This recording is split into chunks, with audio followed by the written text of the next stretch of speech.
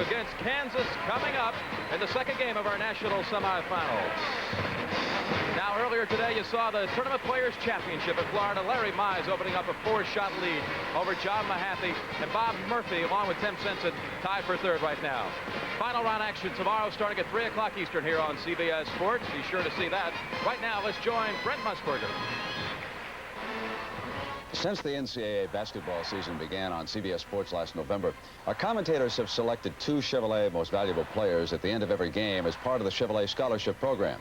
And for each player selected, Chevrolet has donated $1,000 to the General Scholarship Fund of his school for use by qualified students in their chosen academic fields.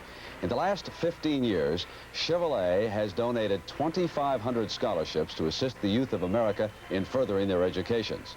Now, this season, we have recognized many players for outstanding game performances, and we've seen some excellent coaching. So today, we're here to present the Chevrolet Player of the Year and Coach of the Year awards as selected by the CBS Sports staff. And to do the honors, we have a great friend of college athletics, Mr. Tom Stout, who is the General Marketing Manager of Chevrolet. Tom, nice to have you with us. Well, thank you, Brent. And where would you rather be at this time of the year than right here in Dallas to watch the Final Four square off for the NCAA National Championship? This is the place to be. I agree. As a company that constantly strives for excellence, Chevrolet is pleased to honor excellence, both on the playing floor and in the coaching ranks. But considering all those outstanding performances we've seen by individual athletes all season long on CBS, to select just one as the most valuable player had to be a most difficult challenge. Tom, it was very tough, but our NCAA production and on-air talent settled on Walter Berry of St. John's. Berry averaged 23 points a game, pulled down 11 rebounds, led the Redmen to the Big East Tournament Championship, and on into the field of 64 in the NCAA tournament. Well, Walter, you've had a truly outstanding season. You've played hard for your team and for yourself. And you're only the 2nd player to ever win the Most Valuable Player award as a junior. And all by itself, that's a great accomplishment. So it's a special privilege for me to be able to present to you the Chevrolet Most Valuable Player Award for 1986. Congratulations, Walter. It's quite an honor to receive this award. I'd like to thank everybody who's associated with this award, and I'd like to thank my coach, my team, my family, and all my friends. And now it's time to present our CBS Coach of the Year. He is Mike Krzyzewski of the Duke Blue Devils. He had an amazing season with the team that he recruited 4 years ago. It's a ball club that did not play one bad basketball game under Coach K all season long, and now he is just 2 victories away from a national championship. Well, Coach, what a year. You've won more games than any other team, and I know getting to the Final Four is the fulfillment of a long-standing objective of yours. And for your dedication and your leadership and your motivation, it's a special privilege to present you with this Coach of the Year award and a check for $2,500 to the Duke University General Scholarship Fund in your honor. Congratulations. Tom, I want to thank Chevrolet for this prestigious award, and I want to thank all the people at Duke who have helped me earn it. Thank you very much. Mike and Walter, let me add my congratulations on a great job this season by both of you. And Tom, certainly thanks to Chevrolet for their continued involvement in the college scholarship program. Well, thank you, Brent. No one will argue that the MVP in women's basketball this year has once again been Cheryl Miller out at USC. Last night in Lexington, Cheryl Miller got her Women of Troy a date in the championship game tomorrow afternoon, taking on Tennessee. Miller, playing with a broken finger, still led the way with 17 points. More importantly, watch the way she sets up her teammates. 5 USC players in double figures as they went on to beat Tennessee with these 83-59. So USC tomorrow will meet Texas. The Lady Longhorns, ranked #1 all season long, keep their perfect record intact. And boy, is there a new star on the horizon. Clarissa Davis, right here, 32 points and 18 rebounds. Davis scoring again as Texas was a winner over Western Kentucky, avenging a loss last year to the Lady Hilltoppers, who had knocked the Lady Longhorns out of the tournament 1 year ago. So the finals tomorrow look like this. USC against Texas, and that'll take place 1 o'clock Eastern time right here on CBS Sports. Cheryl Miller's final game at USC. Can she win a championship for the 3rd time in her career? And Texas, with that 33-0 record, how will they do against USC? 1 o'clock tomorrow here on CBS Sports. Duke and Kansas warming up right now for the 2nd game of our national doubleheader. These 2 teams ranked #1 and 2 at the end of the regular season. They will be playing for a chance to go against Louisville for the national championship. We'll come back with that game after this news update from CBS News.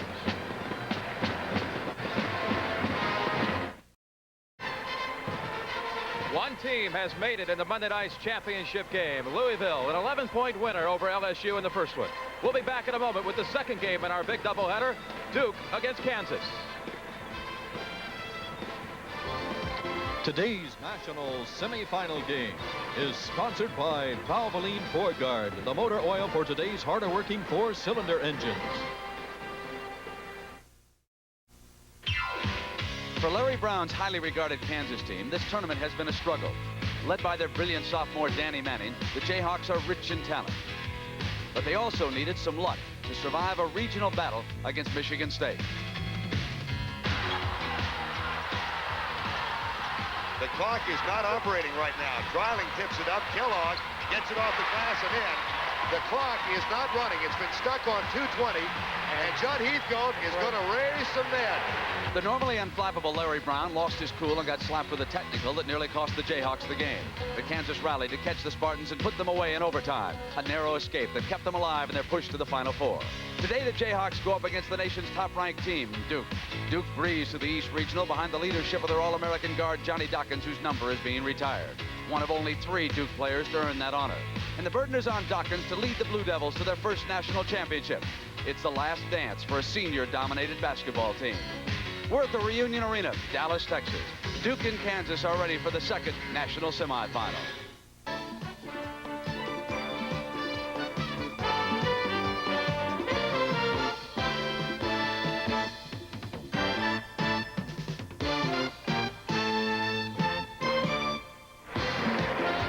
From the Reunion Arena in Dallas, Texas, the Jayhawks of Kansas square off against the Blue Devils of Duke, the two teams with the best winning streaks in college basketball.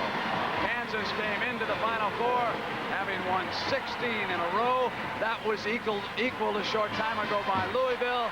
And of course, Duke has won 20 in a row. Greg Dreiling, the big center for Kansas.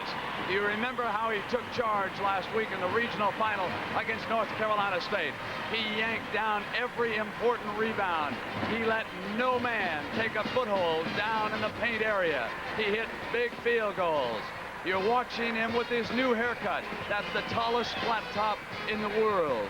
Now, the story behind what happened to Dreiling is that in one of their final timeouts, Larry Brown leaned across and said, "Get Danny Manning the basketball." Ron Kellogg leaned across the huddle in the direction of Dreiling and said, "Yes, we're not going to get you the ball, Greg. You don't want it." Dreiling took a towel off his shoulder. He threw it in Kellogg's face. And Billy Packer, the rest is history. He went on a tear. He really did go on a tear. He's a huge presence on the inside. 7'1", very powerful player. I think he's the key to the ball game because when he's on the floor, Kansas is a very big team. When he goes off the floor, even though they have size, they become very small because Manning is primarily a perimeter player. He must stay in the game if Kansas is going to make a run. Billy, you got a player on that Duke team who was impossible for Kansas to stop in an earlier tournament game. Duke has a great blend of talent, and David Henderson in December might have been the best player in America during that particular month. He was the MVP in the tournament in New York, the NIT preseason. When Kansas tried to go ahead and take care of Dawkins and Allery, it was Henderson that came through. He's in a slump right now in the NCAA tournament. Duke will need him today. When we're asked who will win this game, we say flip a coin. It's that close. We'll be right back to meet the starting lineups. Today's national semifinal game, Duke versus Kansas, is sponsored by Bud Light. Everything else is just a light. Mass Mutual. We insure more than lives. We insure success. And by Mazda Cars and Trucks. The more you look, the more you like Mazda value.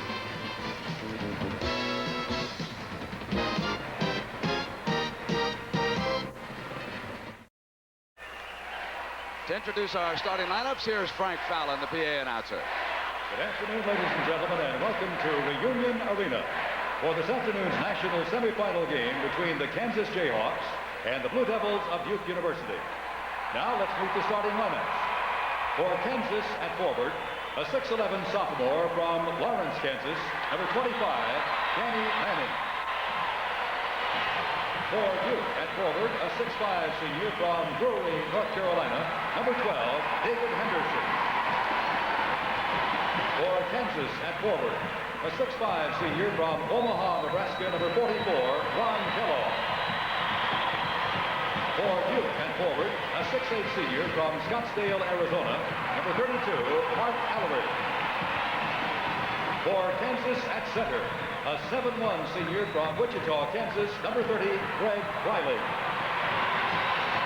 For Duke at center, a 6'8" senior from Rolling Hills, California, number 21, Jay Billups. For Kansas at guard, a 6-foot junior from Omaha, Nebraska, number 22, Cedric Hunter. For Duke at guard, a 6-foot junior from Falls Church, Virginia, number 4, Tommy Amaker. For Kansas at guard, a 6'6" senior from Kansas City, Kansas, number 35, Calvin Thompson. For Duke at guard, a 6'2" senior from Washington, D.C., number 24, Johnny Dawkins. And introducing the head coaches. For Kansas in his 5th season, Larry Brown. For Duke in his 11th season, Mike Krzyzewski. We're about to find out if it'll be Kansas or Duke playing Louisville for the national championship. We'll be right back to get started. Billy, our keys here this afternoon. Well, I think a number of things. Foul trouble, particularly on the side of Kansas. Dreiling has got to give in this first half play a number of minutes without getting those 3 fouls early. Duke interior defense. Duke is not big on the inside. With Manning and Dreiling, Duke's really going to have to play good position defense inside. And Kansas, they've got to stop that penetration because Duke has 3 guys that are great with penetration. Amaker, Dawkins, and Henderson. Our referee, Paul Galvin, will toss up the ball to get it started. He is working with John Clardy and Tom Finken. Don Rutledge is the standby official over by the timer. That was the championship of the preseason NIT tournament. And in that game, Jay Billis, who was jumping center for Duke, did not play because of an injury. He got up higher than Dreiling and got the tap over to Dawkins. Duke controls it. Great man-to-man by Kansas. Danny Manning's out of position. Henderson. Dreiling, rebounding. Hunter searches the floor. He shocked Dreiling with that pass. Winds up in Manning's hands, and he missed the shot underneath.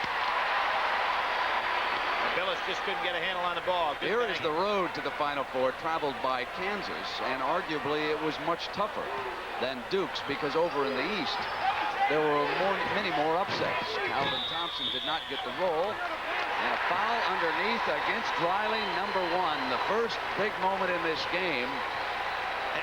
Larry Brown just shaking his head. Greg Dreiling gets more fouls away from his own man by reaching or pushing. And here you see him. He's just going to push a man out of the way trying to go for that rebound. Just a touch foul. But if he'd keep his hands up in the air, he wouldn't get those fouls. The Jayhawks wearing their lucky red uniforms because there was so much red in the Big 8 worn by Oklahoma and Nebraska. They had switched to blue. But here today, the players voted to come out in red, and Dawkins with a spectacular move can't get the ball to drop. Hunter comes back out for the Jayhawks. Hunter pushes the right side, gets the pass to Danny, who can't get the handle. Now he comes back and is short, and Hunter comes away with another rebound. He's all over the floor. He really is. He's got 39-inch sleeves.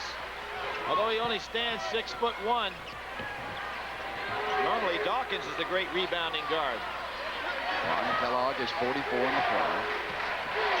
Right now, it's Henderson on Manning. Look for the lob inside.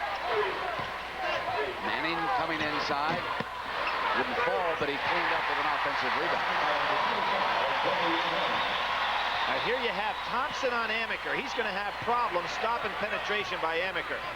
Amaker's just so much quicker. You can see it right there. Hunter underneath with another rebound. Thompson. Manning. And Valerie stayed right with it to deflect the ball. Duke wanting to push the ball up the court quickly. Dawkins is so quick. Comes all the way through the lane and fires up a 2-point. Well, Brent, if an early indication is to be seen from this game, Duke penetrates anytime they want to. Now, you can't win many games if you allow a team just to blow right by you with the ball. I think Duke is going to be able to score in this game. I don't know whether they can defend Kansas, but they're going to score. Dreiling. Billis was there. 3 seconds, no call. Thompson lost control. Henderson gets it off to Amaker. Amaker pressures the floor. Thompson right back and off into the hands of Kellogg, who loves that shot. Great play by Kellogg. He's one of the best pure shooters in college basketball, and he was able to pull up and keep his balance. See if Larry Brown starts thinking zone pretty soon against this team.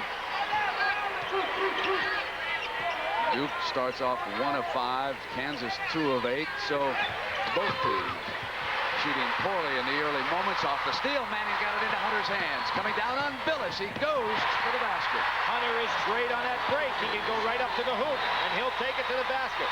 A very much underrated player.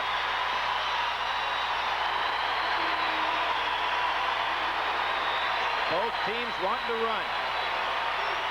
Tried the lob pass. Allery with his shot. Dreiling gets it into Hunter's hands. Great pass. To Thompson. And Mike Krzyzewski will call an early timeout. His team is a little tight.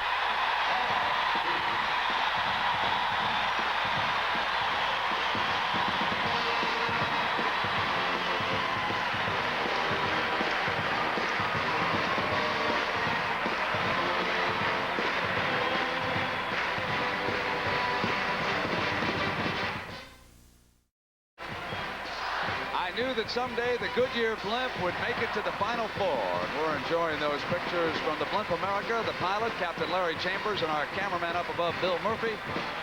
It's a little hotter inside than outside, but the weather's been absolutely glorious down here in Dallas, and the folks could not have handled this Final Four any better than what they have done in this city. Duke coming down, and Billy, what about the Blue Devils? Do you think they're jittery now, or what's their problem? They can't get that ball inside at all. They were getting penetration with a dribble. Kansas doing a good job overplaying the inside passes, and now they're double teaming all over the floor. Good hustling defense by Kansas. So far, Hunter's been able to keep Dawkins from taking that ball inside down low. Step traveling. Billy, I want to make one point right now. There are more Kansas fans in Reunion Arena than any of the other 3 schools. They're in the upper deck, they're in the lower deck, they're all over, and they came here to make noise today. They're making more noise than they did up there in Kansas City last week. Duke into man-to-man. Kellogg. He got a piece of Kellogg's arm. That should have been a foul. Billy, one of the differences in the game is that Kansas has climbed all over Duke in the rebounding department in the early going. Now, that was not the case when they played earlier, nor has it been the case against Duke so far in the tournament. Sometimes when you can get easy penetration with the dribble, you take some shots where nobody's inside to rebound. There's another example. Hunter with another rebound. Hunter is winding up a lot of balls here in the early going. And Manning getting good position. Thompson jumped it off to Dreiling. Short. Billis and Allery were covering the ball, and Danny Manning comes up and commits his first personal foul. Ferry, the first substitute off the bench for Mike Krzyzewski. I think what Mike Krzyzewski wants is a little bigger lineup in the game right now. Ferry has the size, much better than Billis, and King coming into the game, a good defender. Billy King is 6'6", and Danny Ferry is 6'10". So Henderson will sit down. He has not shot well so far in the tournament for Duke. And Chris Piper, number 24. The first sub off Larry Brown's bench, and Archie Marshall checks in. Larry Brown wanting to make sure he doesn't have a tired ball club at the end, and also in this particular case he gets a chance to rest Dreiling with only 1 foul on him so far. Kansas leading early, 8-2. Allery.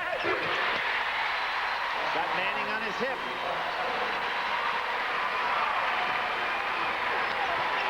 It's a great matchup here, Amaker and Hunter. Hunter just doesn't turn the ball over, and neither does Amaker. They've got the best stats in the country in that regard. Hunter makes a quick move. King rebounding for Duke. Off the bench, pulls down a rebound right away. Dawkins flashes in the middle. He's dangerous on that break, even on the semi-break. If he doesn't have something, he can create it. Notice the confidence Kansas has in Hunter. All four men break down to on the baseline. They know Hunter can handle the ball so well. Mallory steals it.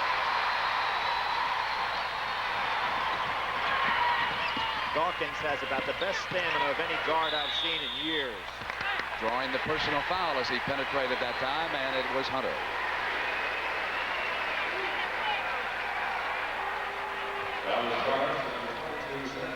Most wins in one season. This Duke team has tied Kentucky, and if they can come away with one this afternoon, they'll have an all-time mark. Now, the other side of that is Kansas can do it by winning here in this game and then beating Louisville on Monday night. They would wind up with the record. Johnny Dawkins, 127 straight games in double figures, the all-time NCAA record. Broke Danny Ainge's record this year. And he's on his way to getting 128 right now. Short of everything. You don't see that happen often. Dawkins, an 82% free throw shooter. He can't believe it. And the Kansas fans are treating him to that familiar chant that I've heard so often in the Cameron Indoor Arena. Air ball. Well, if I were Kansas fans, I'd let the sleeping dog lie. You know that? Because that kid plays big in the big games. Loose ball picked up by Duke. Berry gets it down to Amaker in the hands of Dawkins. Offensive foul. Good job by Hunter. How about the basket?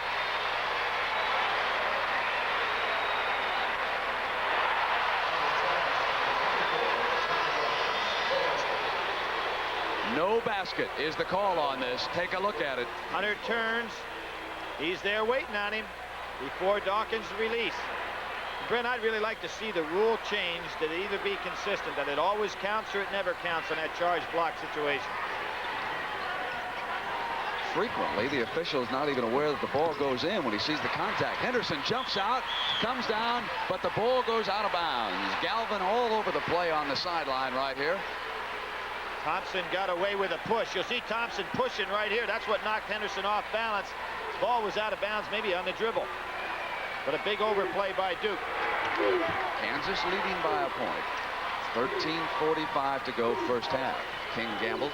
Another overplay by King. He's a tough defender. Good cut by Marshall. Marshall cut away from it, and Manning rising up. There's a personal foul, his second.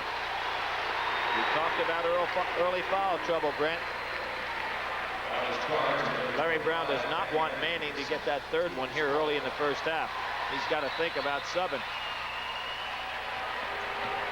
He almost can't afford to have both Manning and Drawling on the bench at the same time. Kansas goes zone to try to protect Manning. Mallory wants that ball on the side for that jump shot of his.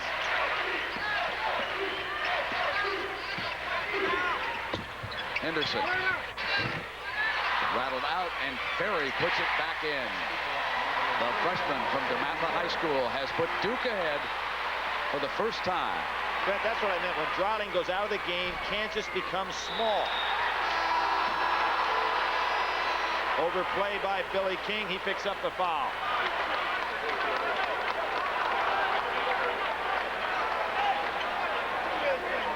Comes Billy King out on the overplay. He hits the ball out of bounds. Kansas ball. He did get a piece of it right on the finger.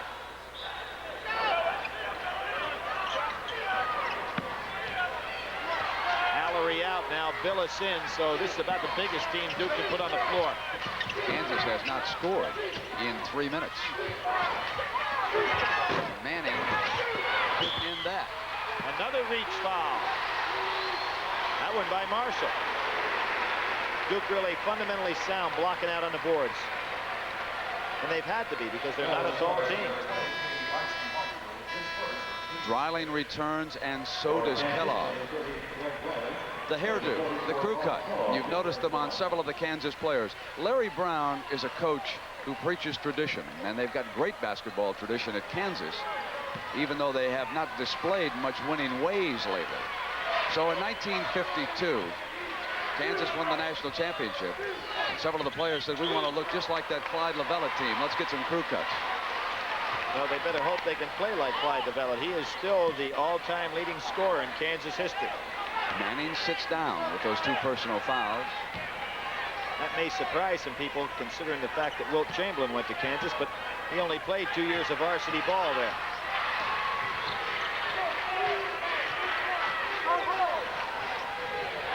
Knocked away by Billis. Amaker in a foot race. Hunter tosses it back. He tried to get it off of Amaker. Amaker saves it. Well, Hunter did bad thing over there. You don't want to throw the ball towards the other team's basket.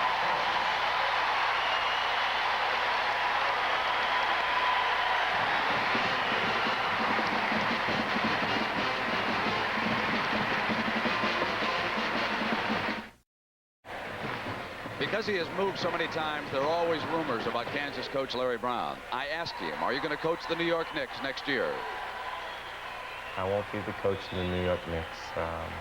I'm flattered that they've mentioned my name. I'm disappointed because they already have a coach, but I'm happy at Kansas. I'm in the 3rd year of a 4-year contract, and I think personally I need to fulfill this commitment, and I'm happy to do it.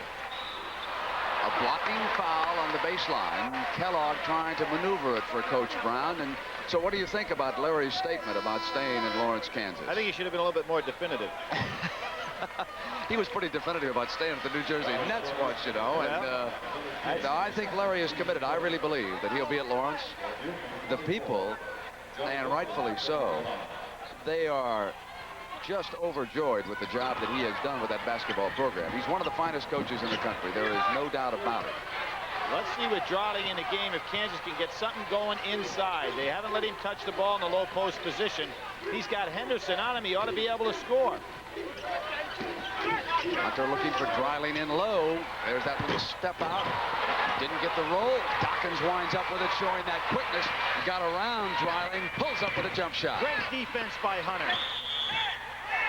That was great defense by Hunter. He just faked Johnny Dawkins out and made Johnny pull up when he didn't want to. You see Dawkins, a little hesitancy here, goes up for the jumper, and then Hunter was right on him. He is quite an athlete.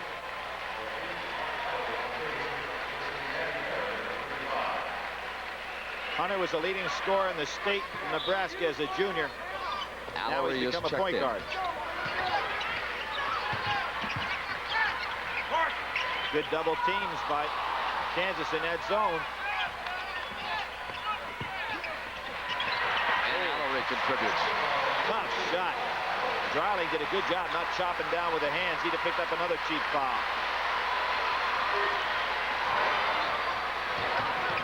Duke with the last 11 points in this game, moving ahead 13-8. Dryling ends the run at the 11-minute mark here in the first half. Good move by Kansas to realize that Dryling can score at will inside if they give him the ball in the low post. That ended a 5-minute drought by the Jayhawks. Billis and the foul's on Dryling. That's his second personal foul. Brent, I've watched Greg Dryling play since the high school all-star days, and he picks up more cheap fouls. There he is, just kind of reaching, just not having his feet moving. Larry Brown knowing he's in a little bit of trouble with that early foul problems. Manning and Dryling both with 2 now. We're not halfway through the first half.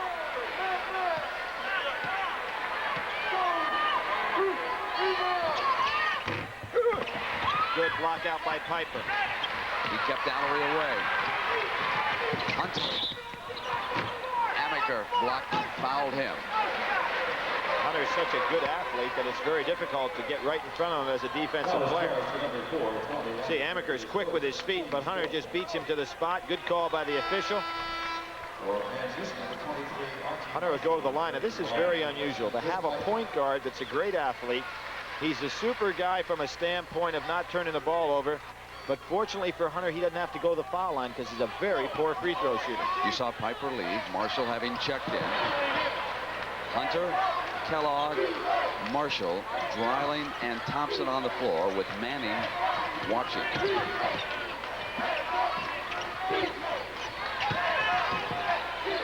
Tough shot. Thompson put it down.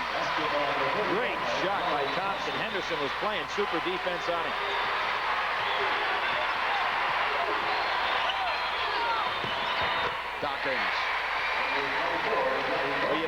up something on Johnny Dawkins. Many people feel that he's just a good outside shooter, not great. And that's a foul on Henderson reaching over.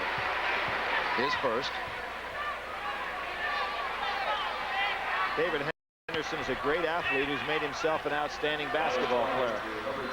Not highly recruited.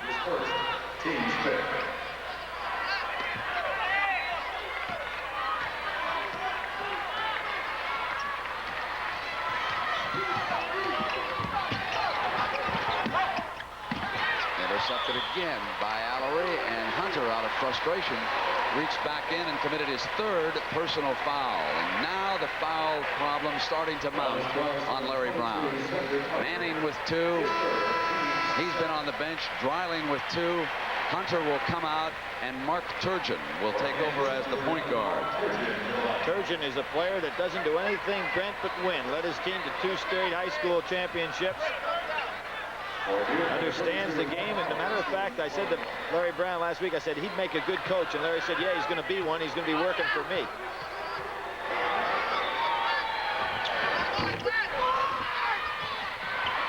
Thompson.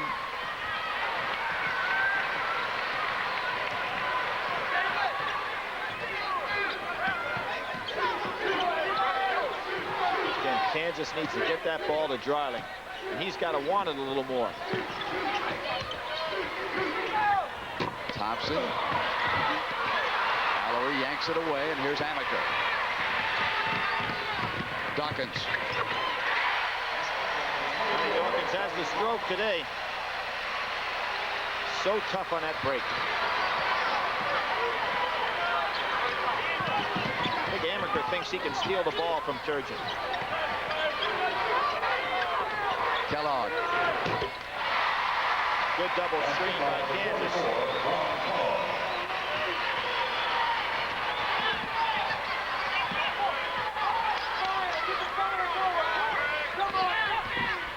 Henderson.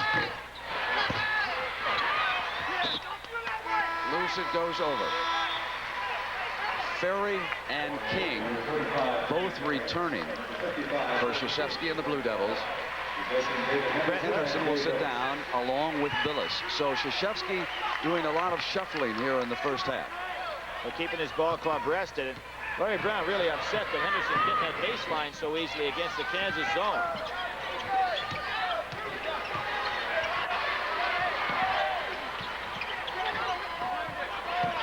Ferry fronting Dreiling, denying him the ball. Marshall with the jump shot, and King fouled him.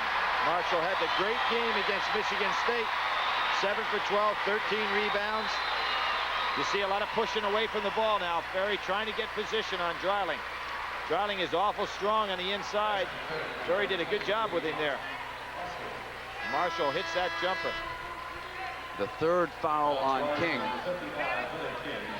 Billy, when you were doing that replay, one of the things I noticed on the floor that is starting to happen here, and to follow up on your story about Turgeon becoming a coach, he immediately called the Kansas players to the free throw line. He demanded the meeting. And it sounds like he has come out here to take charge and run this ball club on the floor for Brown right now. We're tied at 17 at the 8:33 mark, and the man to watch is going to be Mark Turgeon. Well, if anybody remembers the replay of the incident at Michigan State, Turgeon was the man right behind Larry Brown. When Larry Brown got the technical foul, I thought Turgeon was going to send him to the bench. Strickland. Dawkins, an offensive rebound. He turns those offensive rebounds into points maybe as well as any guard that's played in college basketball in a long, long time.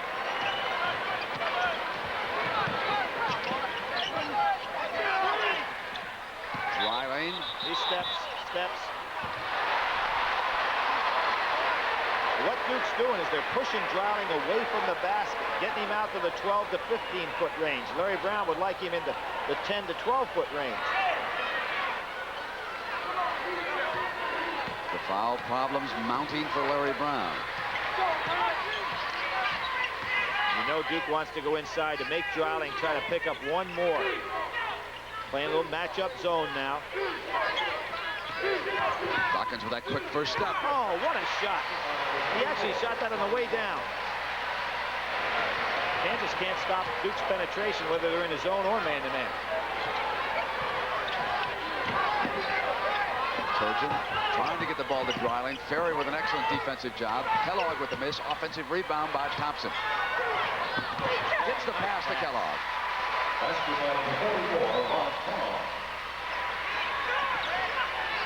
Really, Thompson made that play. That was a tough pass. There's Thompson and Allery elbowing each other on the way down. And here's that matchup zone by Kansas. Trapping into corners. By that Strickland, here's Allery. No basket, they're waving it off. That was a super pass by Danny Ferry. And Turgeon stepped in and committed the personal. You'll see the touch pass by Ferry set this up with the backdoor cut. I think that should have been a two-shot foul. If it's not a basket, it's got to be two shots. They're calling it 1 and 1. He grabbed him from the behind. If that wasn't an intentional foul, I don't know what one is. So Turgeon gets away with it. And Duke is only 1 of 4 at the free throw line here. We have 7 minutes to go, first half. The object, Brent, of that rule change was that if a man is not playing defense, in that particular case just trying to stop a man from getting off the shot, it's supposed to be a technical foul. I mean a two-shot deliberate foul.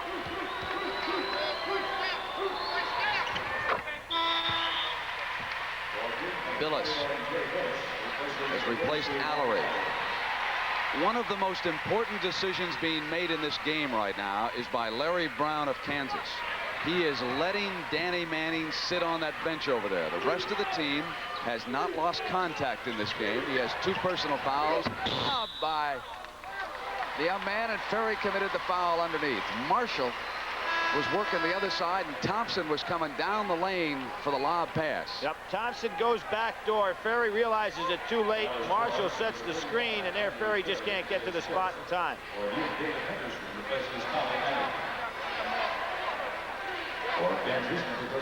Henderson returning for Duke. Henderson is 0 of 4 in the first half. Amaker is 0 of 2, but Dawkins is 6 of 8, and Allery is 2 of 3. They're not getting Allery a lot of shots. Well, they aren't, and Henderson's a real problem for Duke in the fact that on the year he shot 53%, only shooting 39% in the tournament. He's really been in a slump. On the other hand, Kellogg 3 of 5 for Kansas. Thompson at the line 2 of 4 from the field. He adds the free throws. Thompson had that great overtime period against Michigan State, the game that really catapulted Kansas into this Final Four. They were buried in that game.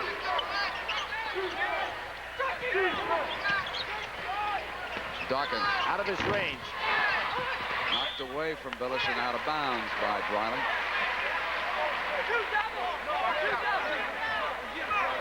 Tomorrow there's an excellent women's championship game for the NCAA title. It'll be USC, Cheryl Miller's last game against the Lady Longhorns of Texas, #1 seeded team in the tournament. Boy, Strickland just can't handle that double team. Good job by Kansas. And Thompson dropped an opportunity out of bounds. Johnny Dawkins' quickness got over there in time. Now, Strickland's having some real problems. Every time he's double teamed, he doesn't break through the double team trap.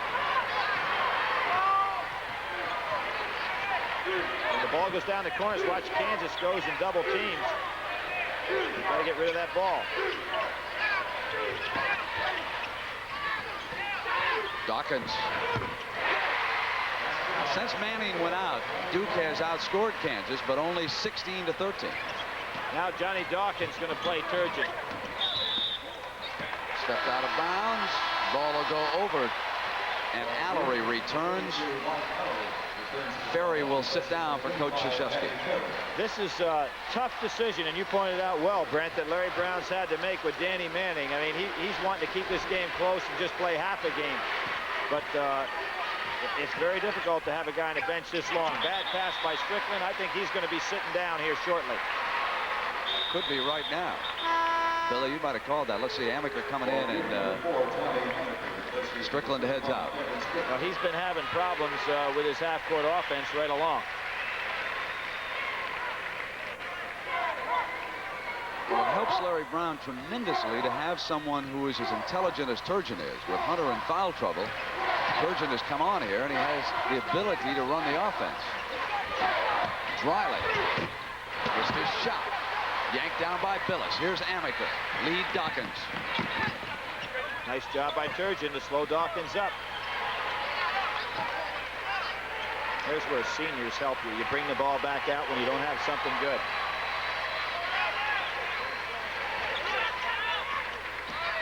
The zone has kind of slowed Duke's penetration down quite a bit. Billis foul on the inside. That's Kellogg's first. Jay Billis missed the first 6 games of the year for Duke, had some knee problems, did not actually play in the the first battle against Kansas, and Duke has come back, took over his starting lineup from Danny Ferry, and that blend has worked very nicely with the two fellas taking each other's time in the center position. Billy, in that first game between Kansas and Duke, and of course things have changed dramatically for both teams, but I remember that night that I was so impressed with how intelligent Duke played, and that reflects that this is a senior team. They have grown up together for 4 years. They start 4 seniors, and they know each other so well on the court. Billis was not even a part of that night. They had a freshman out there, Ferry, and Ferry was able to pick up the slack, but now Billis has returned to give them even more experience. Well, those 4 seniors were recruited together, were considered one of the top recruiting classes in the country that year for Duke, and they faced some adversity in their early years at Duke, but have been very successful since. 3 straight trips to the NCAA tournament. Turgeon dishes off. Kellogg. Boy, Turgeon's tough. He hurt his right wrist when he fell that time. Twisted his body so he wouldn't draw the charge. Here comes the trap. That trap is working for Kansas. Ball goes out of bounds. Hit last by Kansas, and that was a hustling Mark Turgeon diving out of bounds over there.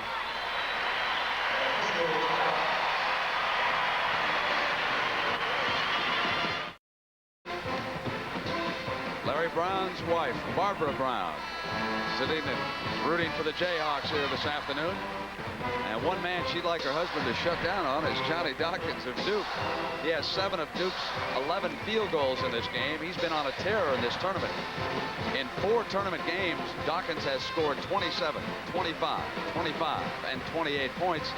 And he's just keeping it up here this afternoon against Kansas. Now, Johnny Dawkins, the first player in ACC history to score 2,000 points, get 500 rebounds and 500 assists. Tells you he's a pretty good player all over the court.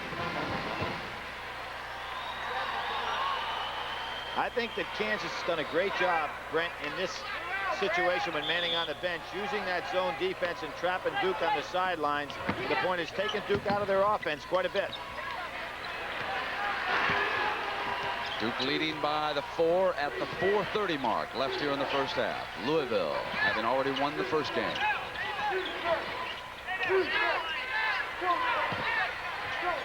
Henderson. I'm sure Mike Krzyzewski was happy to see that one go down. Henderson shoots kind of a fadeaway jumper. Sometimes his shot really gets flat.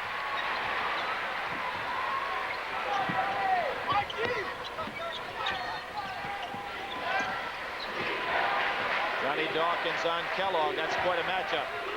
Kellogg pulls up. Kellogg has some size on him. Billy, would Larry like to go the next 3:53 and not have Manning play a bit the rest of the way in the first half? You know, if Manning tried to get off that bench now, he'd tackle him. No way he's putting him in there. Dreiling and Billis. Kellogg made that play. The passer was screened away. Kellogg came from weak side. Did a good job knocking that ball away. Committing his first foul. You might notice when Larry Brown is up, he's sitting down now, but I'm sure that we'll catch him as he moves down the sideline. Larry moves with a noticeable limp, and he is going to undergo an operation at the conclusion of this season. He will have one of his hip joints replaced. Jayhawk teammates call him Drago. They say it looks like that fellow that Rocky IV. Manning watching. Well, we talked about early foul trouble for Kansas. I thought it might be Dreiling's problem, but it turned out to be Manning's problem. In any case, that didn't help Kansas at all. He went out at the 12:39 mark. And what a big boost that has to give you. If without your best player, here come the stay tight. Kansas Jayhawk fans doing a good job getting up off the seats. Dawkins short. Kansas can tie it, and they've got a manpower advantage. Oh, good Great play by Amaker.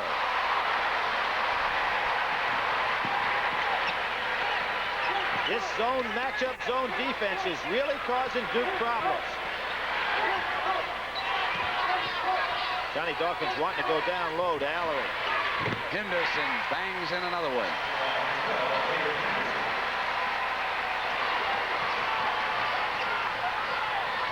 Ferry will soon check in for Duke.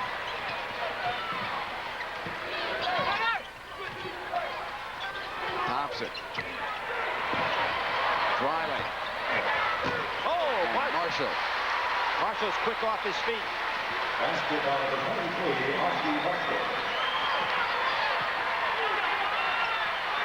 That's Allery's shot. Dryling. Kansas running very well right now.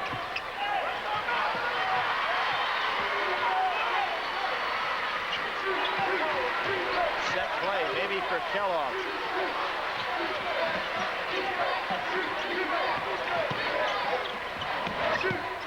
Marshall. Tied at 31. Well said, Marshall had the big game against Michigan State. Certainly can be an explosive scorer.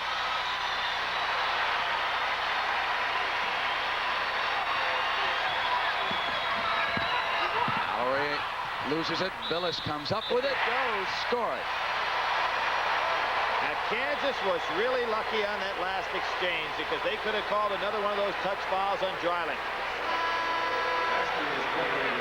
See the play here. There's Dryling. No question he committed a foul there. Allery goes down. Good hustle by Billis. Kind of like that John Williams shot we saw in the first game, going flat in his back and getting it to go in.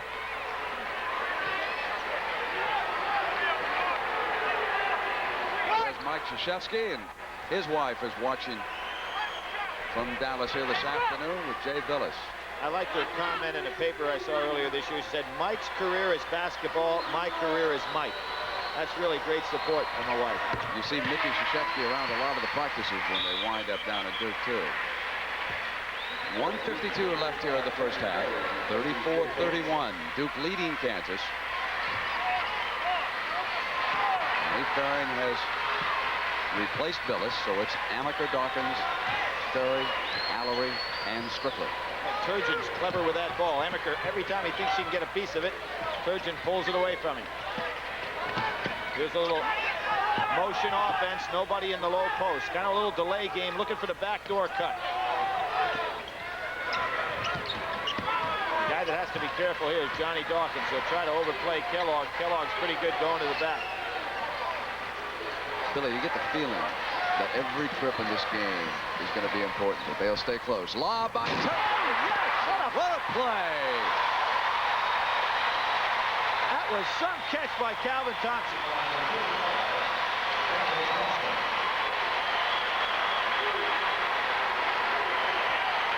Duke cannot hold it for the last shot. They'll have to put it up. That's a double dribble.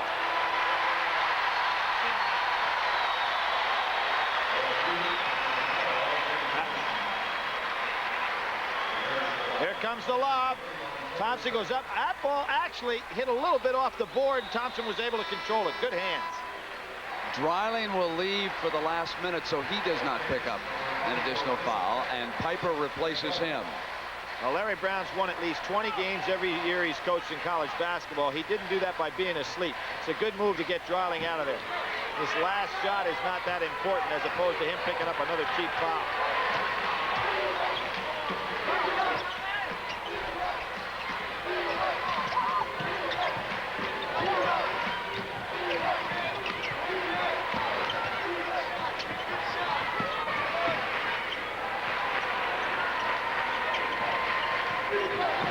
Like to get Dawkins down low.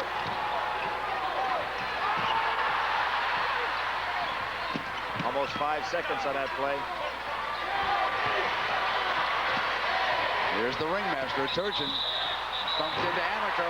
Offensive foul on the charge. It'll go over at the 16-second mark. Well, it was a clear out for Turgeon to try to penetrate and get something going for his teammate. He might have gotten kneed in the thighs. He's getting an awful lot of minutes here with Hunter on the bench. Turgeon's been asked to do a lot. Now Duke can hold it for one.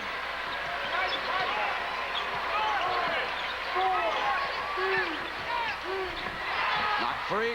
Henderson regains it, and there's a foul. Well, Kellogg was hustling. With only 5 seconds to go, Brent, he would have been better off letting Henderson go. Larry Brown upset with this call. Kellogg's second personal foul. Now, what Larry Brown's complained about, Brent, he's saying that Henderson went up for the jump shot and recovered his own shot since it was not blocked. If the ball was hit by a defender, obviously Henderson could do that. But what Larry Brown's saying is nobody touched it. Therefore, Henderson could not pick up that ball.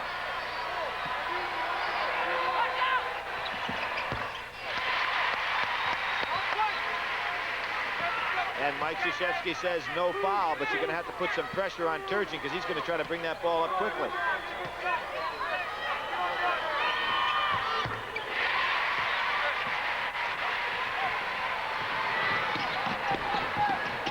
Thompson come to the end of the first half. The Duke Blue Devils 36, the Kansas Jayhawks 33. Let's go upstairs to Jim Nance. Jim? All right, thank you very much, Brent. The Duke leading by 3, and Johnny Dawkins having a big first half. You still have to think that Larry Brown goes to the locker room rather pleased. His gamble paid off. His star player, Danny Manning, sitting down the final 12 minutes, 39 seconds of the first half with 2 fouls, and Kansas stayed right in the ballgame, trailing only by 3 at intermission. We'll come back and talk with Denny Crum, the winning coach from Louisville, who will be in the national finals come Monday night. After this message and a word from your local station. Today's national semifinal game is sponsored by Pontiac, America's road car company. Pontiac, we build excitement. Duke leading Kansas at halftime. The winner will advance on to Monday night's final to take on the Louisville Cardinals. And there is the Louisville team now, waiting to see who their opponent will be in the championship game. And speaking of Louisville, with us right now is the head coach, Denny Crum. Congratulations, Denny. We're going to show you some highlights now of that first game. Chance for you to go back and look at what happened now against LSU. Louisville the winner by 11. But it wasn't easy, Denny, in the first half as we take a look. LSU had a lot to cheer about early. Don Redden has had a big tournament so far for the Tigers, or coming into this tournament today. And Redden hit the shot there for 2 of his 22. Billy Thompson had 12 in the first half, but still Dale Brown's team led 44-36 at intermission. Second half, though, it was all Louisville. The Cardinals outscoring the Tigers by 19, 52-33. Here the ball stripped away by Kimbrough. And there goes Louisville on the fast break. They go on to win it 88-77 to advance to the championship game. Quite a performance by the LSU Tigers this year. The 11th seed in the Southeast Conference, or Southeast region, and they make it all the way to the Final Four and put up a good battle for the first half, Denny. Well, they're a good basketball team, and obviously they've been playing well, Jim. The first half, they controlled everything. In the second half, we got after them a little bit, and they dropped from 56% shooting down to about 35. I thought the defense was the big difference in the second half. What did you tell the players at halftime? It seemed like they notched up the level of intensity of the second half. Yeah, I got on them a little bit. I felt the LSU was getting all the loose balls and making all the right plays because we were letting them do what they wanted to do. I said, these games are won with the defense. Let's get after somebody and make them make some mistakes. You had the balanced attack again. All 5 of your starters were in double figures.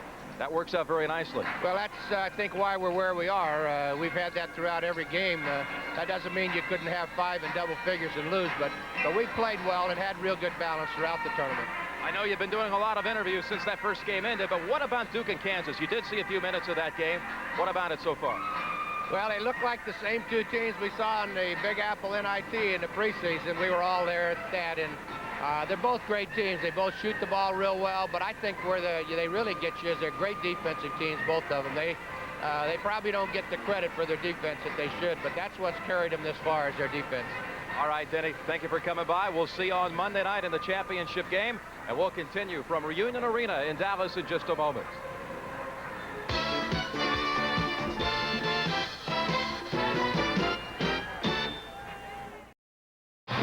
leading Kansas by 3 points here at the half. And Billy Packer, what are some of the key numbers that resulted from that first 20 minutes? Well, I thought our keys were pretty well, particularly in regard to foul trouble. But here's something that throws you off. Kansas is shooting normally on the year over 55%.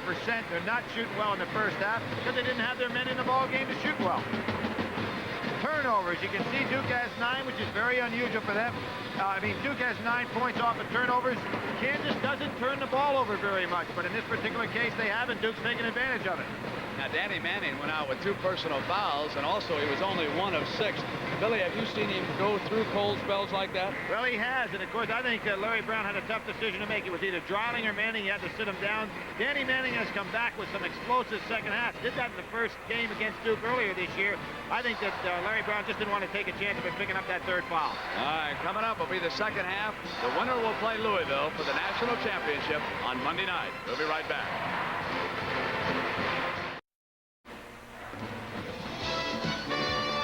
Today's national semifinal game is sponsored by Today's Chevrolet, who invite you to live the style, performance, and fun of Chevrolet in '86. Brush Plus, the shaving concentrate and brush in one for a superior shave. And by Hewlett-Packard, the people who turn your business computing problem into a business computing solution.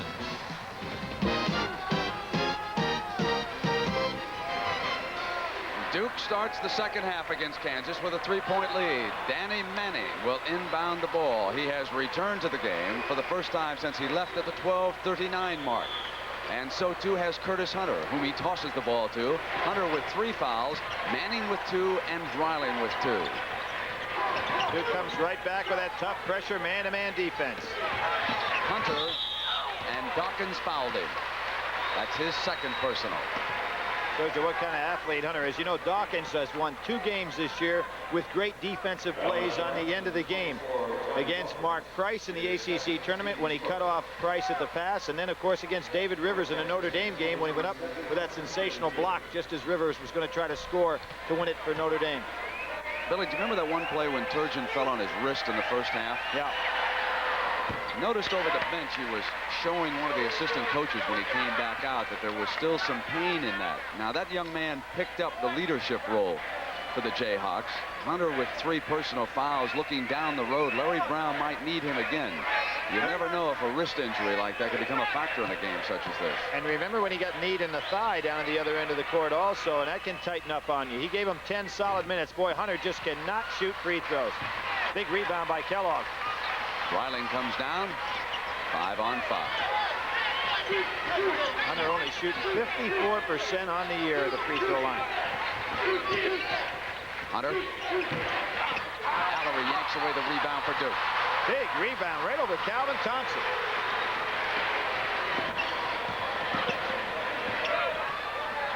Henderson. Henderson got hot in the first half. That's the 3rd jumper he's hit in a row. It's a 5-point Duke lead. Thompson on the turnaround pass traveled. That was a smart play by Henderson. Thompson, of course, did not realize he was behind him. The rules of basketball are once you have the ball in your hand, the defender does not have to give you either time or distance, so you can crowd right up on the man. Billy, in that first half, Allery took only 4 shots. Normally, they try to get him more, don't they? Well, he tried to get the ball, but Kansas defense was matching up well inside. Billups in deep. There's a 3rd foul on either Manning or Dreiling. I think it's going to be Manning. It is indeed the 3rd foul of sophomore Danny Manning. Larry Brown at this point, though, Brent has got to let him play the rest of the way. You can't be worrying about fouls now. There is no tomorrow in a game like this. Billis at the free throw line. And what that hurts Manning, not only defensively, but he's a slashing type player offensively. You have to be careful not to pick up any charges. Always calm Mike Krzyzewski. He'd have made a great general if he'd have hung in there. The military, graduated from West Point, played for Bob Knight. He's cool under fire, Mike Krzyzewski is. Well, when they asked him the other day what he'd be doing if he wasn't coaching, he said he'd be a general. The biggest lead of the game right now, 7 points by Duke.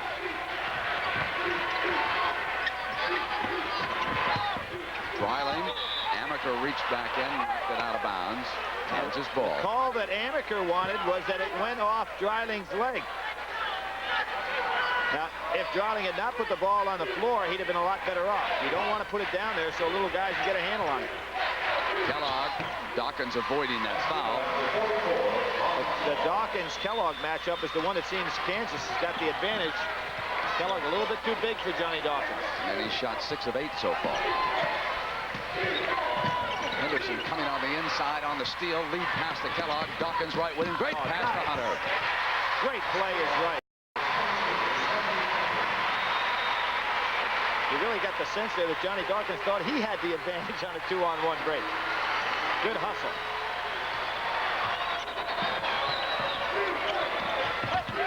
Dawkins gliding, blocked by Dreiling. The possession arrow is Dukes. Oh, Larry Brown doesn't like that call. He felt it. It was almost like instantaneous touch. I'm surprised when Kansas is in that man-to-man as they are right now. They don't go inside and try to get Dreiling in foul trouble. Now they're back to the zone. Henderson and Allery couldn't get a handle on it. On the turnover, it's Hunter pushing it down for the Jayhawks. Pass is inside to Thompson, and it won't go down.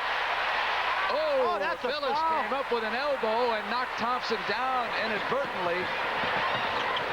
Good defense by Kellogg. All Big 8 defensive player. Thompson is still rubbing that shin. He took a shot. Boy, did he ever down there. Phillips has got a pretty fair set of arms on him there. Dawkins. Hunter got a piece of that. Got him on the arm. And that's going to be Hunter's 4th. Very serious problem here. Great pass by Hunter. Thompson just doesn't get it to fall. Billis grabs the rebound. You can look at those arms. Now here's where Thompson moves in. Oh, did he catch a shot?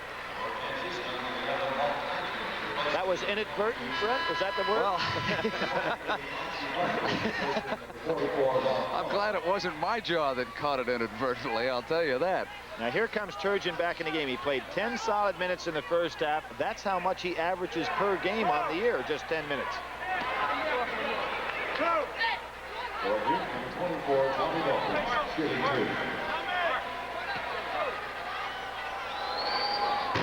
Dawkins misses too. He had an air ball the last time. Billy, when you think about the flow of the game and the foul numbers that are adding up, would you say that it is definitely now moving in Duke's favor? Well, I think it's moving in their favor, Brent, but they can't seem to pull away. Kansas is staying right there with them, and they haven't had the big spurt yet with Danny Manning. You got to figure that's got to come sooner or later. Manning has to be careful not to try to get too aggressive offensively. Let the game come to him. Thompson. That's going. Good score it.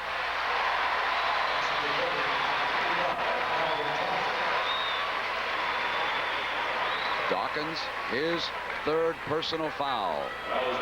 Thompson started the season by making all tourney in the Big Apple NIT. He has the record at Kansas for most consecutive free throws at 33. Dawkins will leave with those 3 personals, and King back off the Duke bench. Johnny Dawkins has had a hard time matching up defensively with either Thompson or Kellogg. Now you have to look at Allery, Brent. Duke's got to get points from someplace with Dawkins on that bench. 1-point game.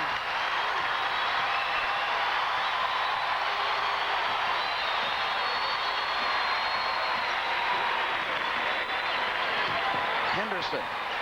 They let him have the shot. Allery, and he is fouled underneath. Henderson had really an easy jumper. He made it a tough one, and that's the 3rd on Marshall. Fouls really piling up here. Now, you mentioned, Brent, that Allery hasn't seen the ball much, but when you start looking about their offensive production right now, Billis is not a scorer, King's not a scorer, and Amaker's not a scorer. So you really have Henderson, who's had a cold hand, so you would assume they get that ball to Allery more. Kellogg checking back in, and Archie Marshall leaves for Coach Brown. Allery, an all-conference performer in the ACC this year. Missed out last year and made it the year before.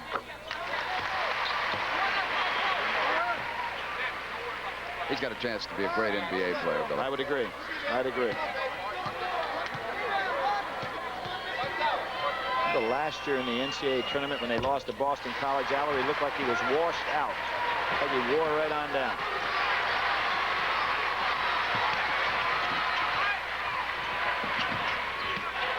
Kansas picking up their movement. Turgeon always looking for the open man, the cutter. And Kellogg found Manning cutting back inside as he threw the ball out of bounds. That was a great play by Billy King because Kellogg had a free path to the basket. When King jumped out there, Kellogg lost his concentration. Coach Brown was upset with Dreiling and his lack of movement underneath on that play. He was talking to him as they came back down here to set their defense up. Dreiling has a tendency to get away from the basket. Good defensive job by Turgeon. Henderson back to Billis. Allery swatted away by Dreiling. And on out of bounds. King screened Turgeon from the ball. You almost want to go dunk this ball on Dreiling because he'll get up there. He's 7-1, a super play by Dreiling. Duke was able to get that lob going.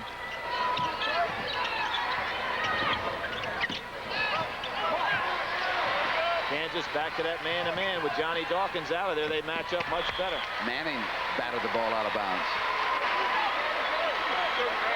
I kind of sense with this team on the floor, Duke's having a hard time getting in their offense. Don't really have a man to go to.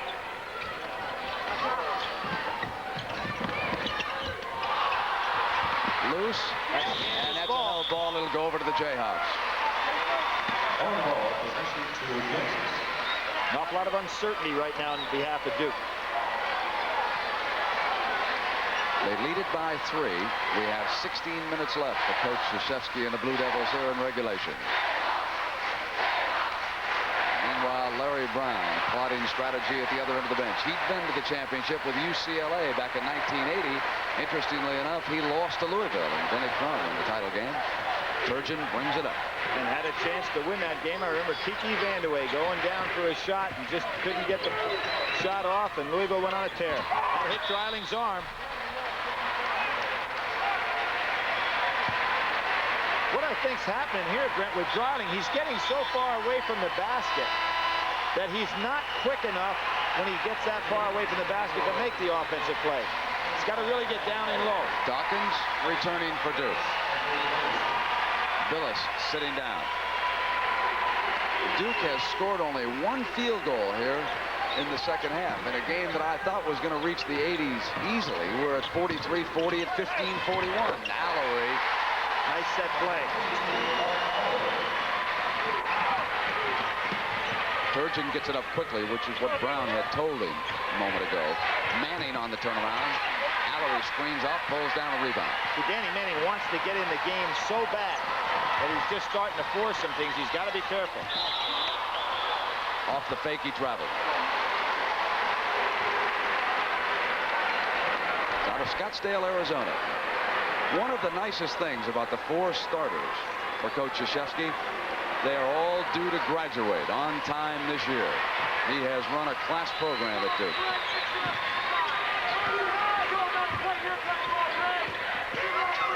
Well, there's where you want Dreiling. Turgeon. When Dreiling gets 6 feet or so away from that basket, he's a problem to handle.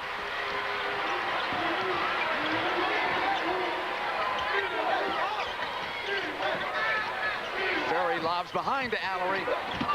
Beautiful defensive play by Manning. Boy, Manning, he is really working out there. They got the lob again.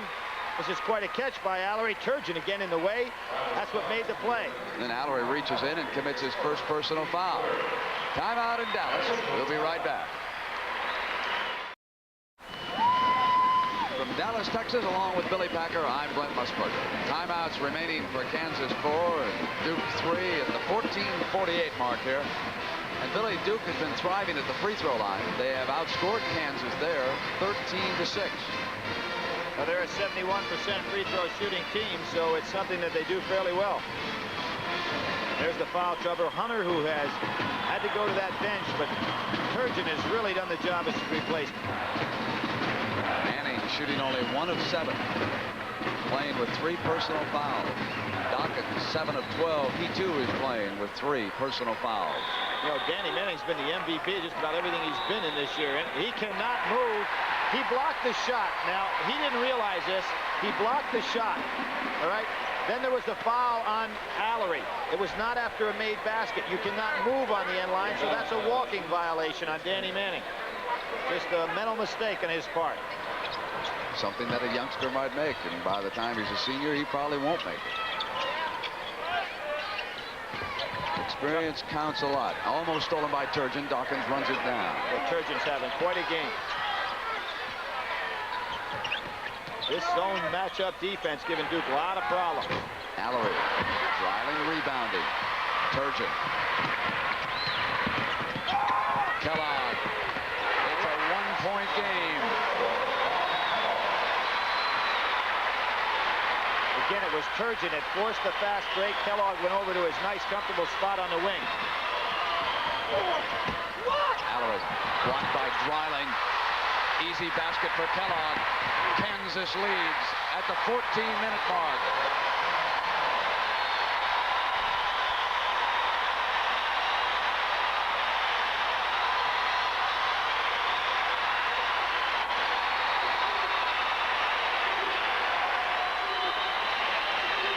Dreiling doing the job, isn't he? King rebounding, fouled by Kellogg. That's his third personal. Now, Kellogg has to come out, but Archie Marshall's going to come in. So Larry Brown has a nice rotation going here. Really, because of the foul situation, the way it's mounting on both teams, the bench could well wind up deciding this game. Well, I think both teams are very comfortable with their bench. Kansas has stopped Dawkins from scoring since the 6:04 mark of the first half. They've done it with this zone defense. Ferry's in serious trouble. Yes, sir. Turgeon from behind his back. Manning runs it down, gets it back to Turgeon. Here comes Marshall. Oh, yes, what a shot. Timeout, Duke.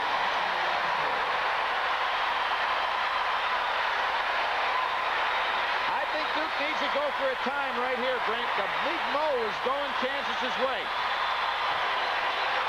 Kansas has scored 8 straight points. The trapping zone defense matching up by Kansas is really causing problems. Now, Turgeon's exhausted. Henderson yanked away by Thompson. Off to Turgeon. Intercepted Amaker. Turgeon fouled him.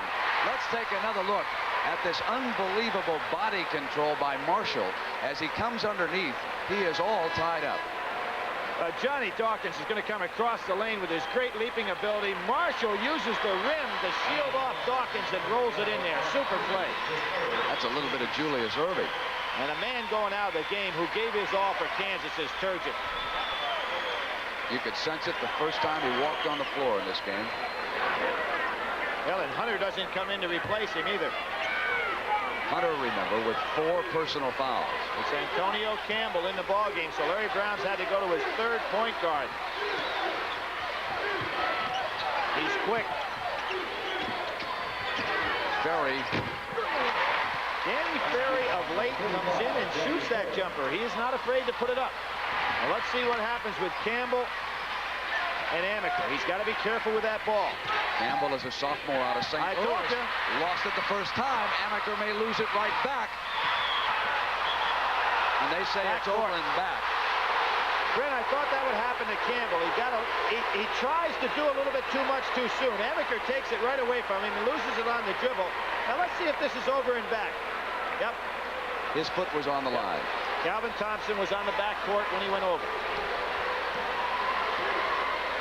Fatigue is going to be a factor in this game, too. Amaker. Duke has the lead again. Every trip will be important the rest of the way. 12 minutes, and Mark Turgeon will return for Kansas. You know, Larry Brown couldn't afford to have Campbell out there much longer, but... Kellogg. Boy, he can shoot. All Big 8 the last 2 years.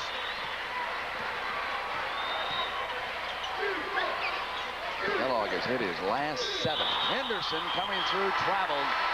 And credit Dreiling with the play. He came over in the middle. Henderson had no place to go. And there's the Kansas Jayhawks superfan Ryan Gray, a young boy who's been stricken with a tumor. He's the son of a doctor, and he has become the good luck symbol for this basketball team. And what a thrill that is for the young man to be here and watch the Jayhawks in the Final Four. Mark Allery coming in for Duke. It's 50-49. Kansas at the 11:37 mark. Turgeon, Dreiling, Manning, Kellogg, and Marshall up against Amaker, Dawkins, Allery, Billis, and Henderson. Kellogg,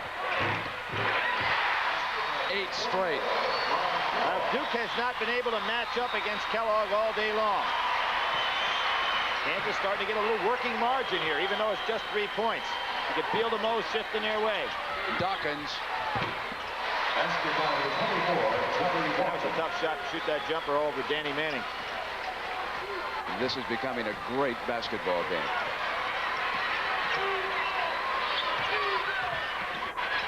Turgeon just gets them in their offense so well. Allery had a hand on the ball. Oh, he changes the call. Turgeon's quickness pulled it off. You can't say enough about what he's done so far for Kansas today. Inside to Marshall. Now they're going to say that goaltending was the call on Allery. I don't think he touched the ball.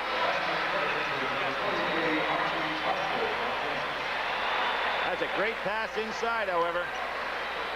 Hunter back in the game now. Larry Brown going to be. This is a great move for Larry Brown. We'll see the play here. You can touch the net. So that was a call that really helped Kansas. There's Allery in the middle. It'll go down, and it's another held ball, but they retain possession at this end. Mike Krzyzewski saying, why is that not a foul? Boy, Dreiling has done the job, too, in the second half, staying out of foul trouble. This was one of our keys in the game, Brent. It looked like in the first half, foul trouble went against Kansas. The second half, they've stayed out of it. Piper checking in. I was going to mention one of the things that really helps Larry Brown in his rotation now, substitution-wise, he brings Hunter back in who has foul problems. Let him play the rest of the way as long as he can. Save Turgeon to the end because Turgeon's a much better free throw shooter. You want to have Hunter out of there anyway. Kellogg and Dreiling will take a breather here at the 10:31 mark. In the second half, Kansas has hit 10 of 13 from the floor, and Duke only 5 of 13.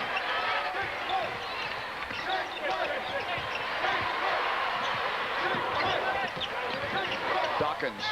Double pump. He's having a sensational game. The player Larry Brown would like to get into the offense is Danny Manning. He has not scored here in the second half. He's sat out most of the first half. Marshall, Piper, comes back for the Jayhawks. Boy, it's a big basket when you get a guy coming off the bench not expected to score, getting a big 2. 3-point lead by Kansas. Henderson. He was fouled back after the shot. Allery. And he traveled.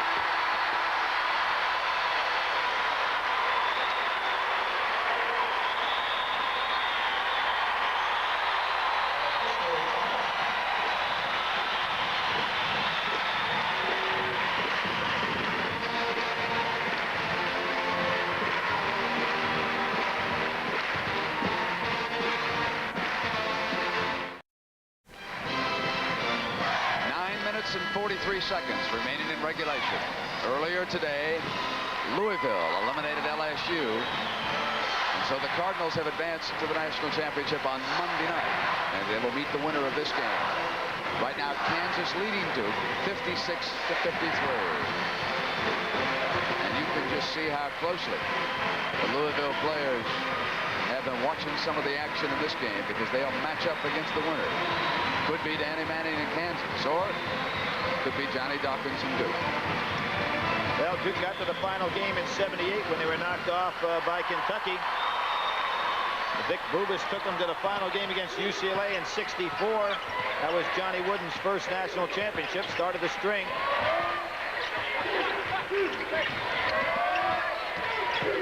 Hunter gets it back to Marshall.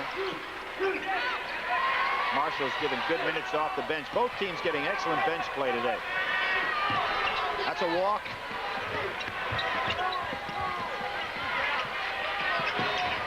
Kansas has already had 15 points scored off the bench. Good play by Allery defensively.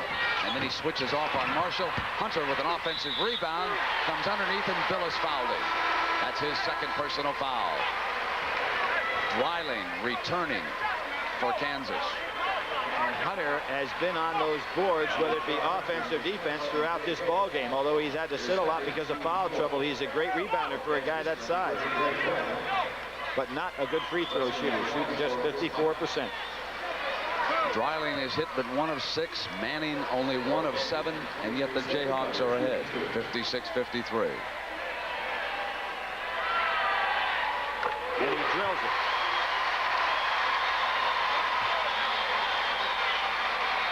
A team that has won 36 games, a team that has won 35 games. Two heavyweights going toe-to-toe here in Dallas. The last time Kansas was to the Final Four was 74.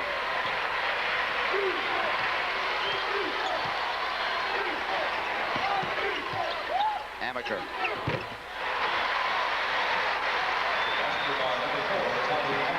Minutes and 48 seconds to play in regulation. Oh, good move by Hunter. That's a Dreiling traveled. Duke can tie the game this trip. Brent, he realized he walked, but he was in a very good position to score offensively. When he gets down like that, he just puts Duke in a real bad problem. Did the same thing to NC State last week.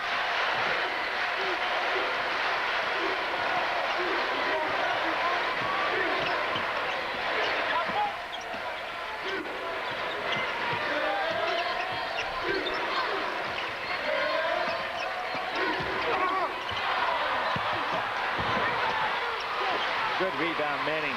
Nice job again by Dreiling. Marshall. He's hurt. He injured his leg.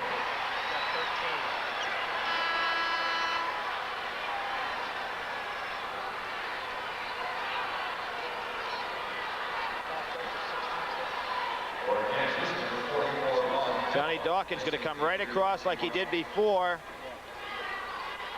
Oh, we see when Dawkins came across there, I think it just took away some of Marshall's concentration about coming down on that floor. Tough break. Kids played a great game.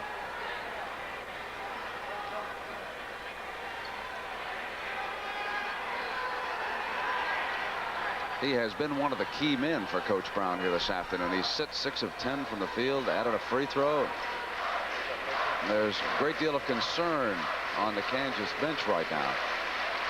He made all Big 8 bench team again this year, and I go back to that game against Michigan State where he was 7 for 12, 13 rebounds, 16 points. He was the man of the hour for him in that game. Is that Dr. Brown out there?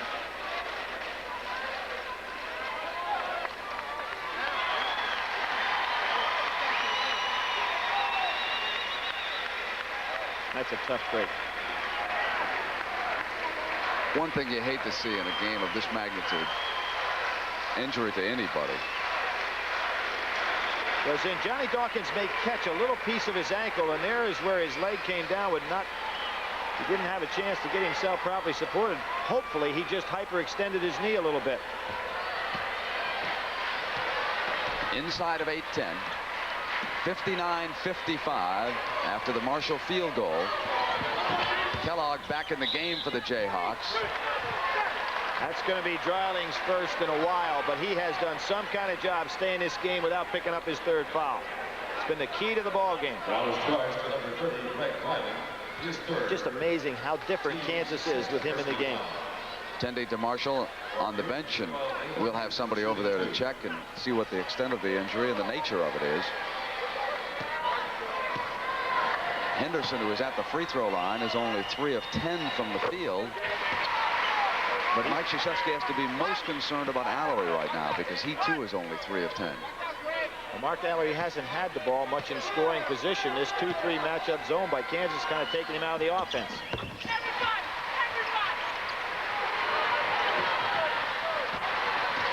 Two-point Jayhawk lead.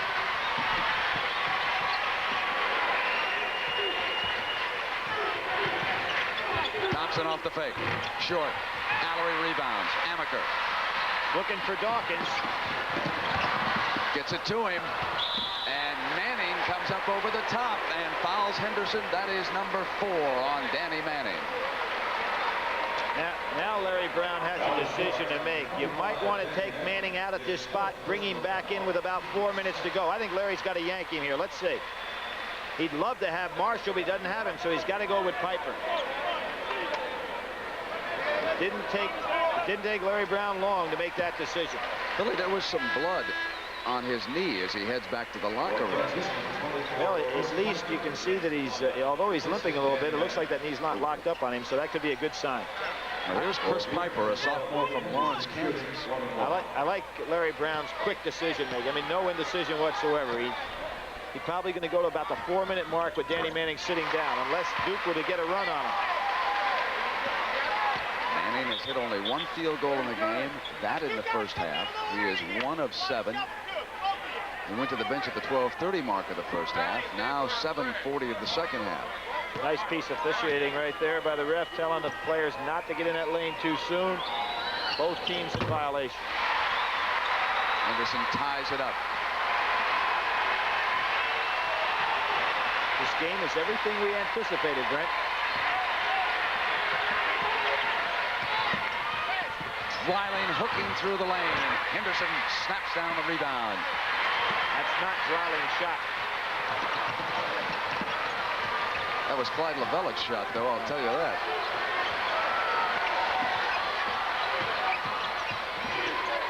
Amaker, fouled by Thompson. Fouls really piling up now on Kansas. And you know what's made it tough for Kansas in this 2-3 zone is now Amaker is starting to shoot the ball from the top of the key, so he's pinching in those 2 defenders. Larry returns Manning to the game quickly and takes Piper out. I think he sees a Duke run coming here, Brenton, saying, hey, I can't let this game get out of hand. And here comes Turgeon back into the ball game. Look at the foul trouble facing the Jayhawks the rest of the way. And they've been playing zone most of the game. Turgeon checking back in at the free throw line. Duke is thriving. They have outscored Kansas by 10 points here. They are 17 of 21 with Amaker shooting. 17 of 22. Kansas, on the other hand, is 7 of 10. Both benches starting to get a little quiet. First report from the Kansas locker room. A knee injury suffered by Marshall. They do not think it is serious. Amaker puts Duke ahead.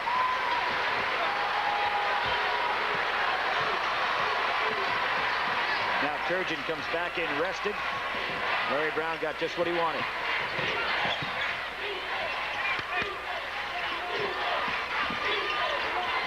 Dreiling intercepted by Allery, who anticipated the pass. Lost control as it went out of bounds. They were trying to create something for Manning that time.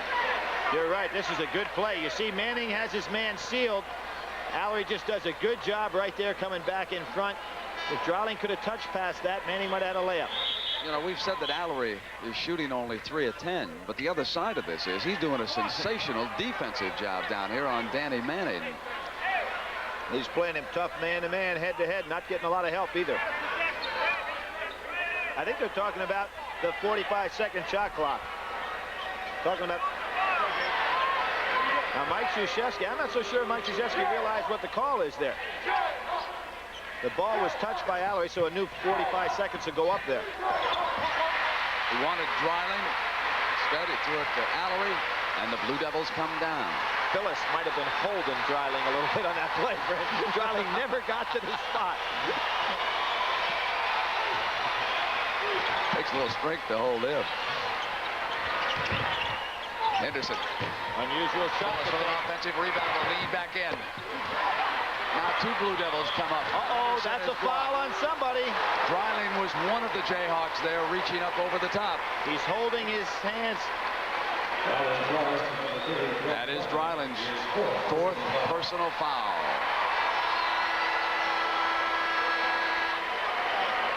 Henderson took a tough shot. Good rebound by Billis to keep it alive. He may have committed an offensive foul, gets away with it. Here's Henderson and Allery both going up for it, and there's Dreiling coming across, getting a piece of the arm. Dreiling with 4, Manning with 4, 6:25 to play. Duke leading Kansas by 1. Hunter has replaced Turgeon. Larry Brown with his 5 starters on the floor, and Mike Krzyzewski with his 5.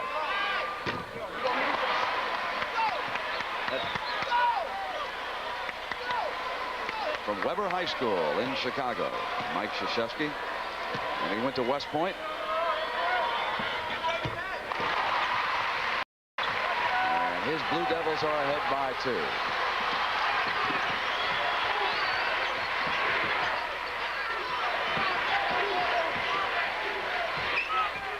Manning maneuvering. Into Dreiling. Allery fouls him. And there's Allery helping out. Even though he's guarding Manning, he realized he didn't want to give Dreiling any kind of dunk shot here. Dreiling does a good job holding his ground. And that's a smart play by Allery to come over and foul, making sure Dreiling does not get the easy one. Good sportsmanship there. Both fellas realizing that it was nothing other than to take away an easy 2.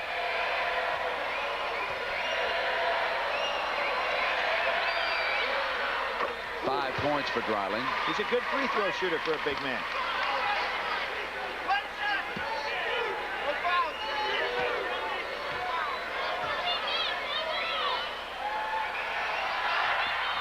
Nice touch.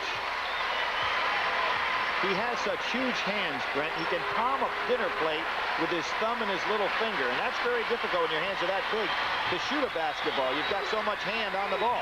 Makes it easy to swallow the steak. That's Henderson out of bounds. throws it over to Billy Packer. Even Johnny Dawkins couldn't go up in the air to get that one. And again, the Kansas trap out of that zone is very beneficial. 5:54 with the game tied.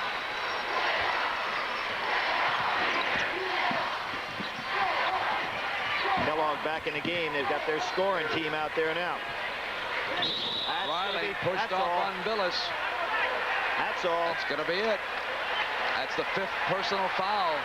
Dreiling leaned back with his left hand and pushed off on Billis. Now, one of the things that was tough for Dreiling in that play is Billis is so strong. Now, you see Billis hooking with his inside hand. There's Dreiling with the push away. Obvious foul. Dreiling played, I thought, an outstanding game here in the minutes that he was able to be on that court. Now Piper is checked in, but what is really hurting Kansas right now is that injury suffered by Marshall. Yeah, they actually have lost 2 key ball players. They don't have that substitute rotation that they had earlier. For Dreiling, although he transferred from Wichita State, he had an NCAA appearance there as a freshman and 3 straight with Kansas. So he's been in the NCAA tournament all 4 years of his career. The pressure squarely on that young man's shoulder. Danny Manning with 4 fouls. Looking for his first field goal in the second half. That's long.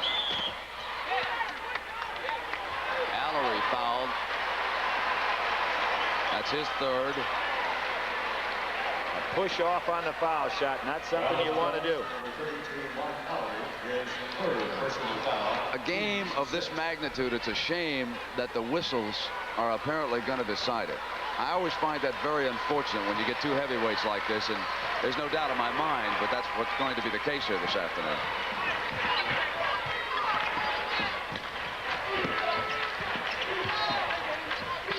Ball Henning gets a little shaky. Kellogg has his spot. Yes, sir. Kellogg, 11 of 13 from the floor this afternoon, has put the Jayhawks ahead at the 5:15 mark. You notice, Brent, how this defense has really taken Johnny Dawkins out of his offense. He had a hard time penetrating. I think he'll be able to penetrate more now with Dreiling out of the middle. Dawkins. Off of Billis.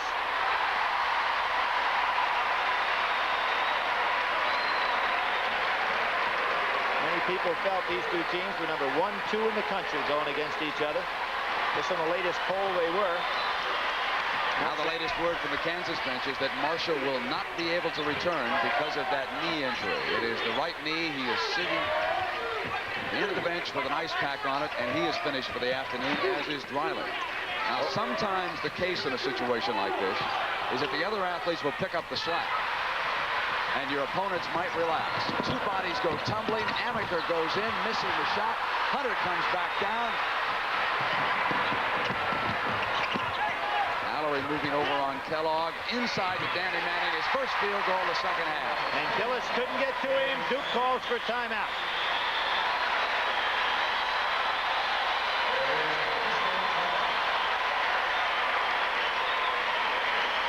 Amaker shaken up.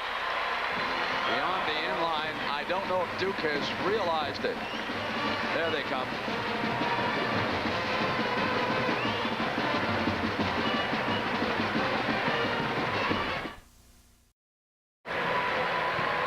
From Dallas, Texas, along with Billy Packer, I'm Brent Musburger. The Kansas Jayhawks, without Greg Dreiling, are leading at the 4:18 mark. Kansas with 3 timeouts. Duke with 2. Tommy Amaker was shaken up by Coach Mike Krzyzewski. Now, this game has been a brutal battle, Brent. You can see that the physical makeup of the players is starting to just break on down now.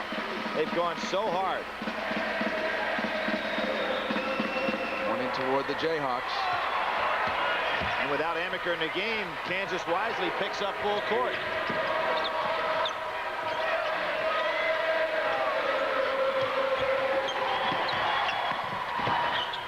Into Allery. Manning comes out. Hunter. It goes back to Duke.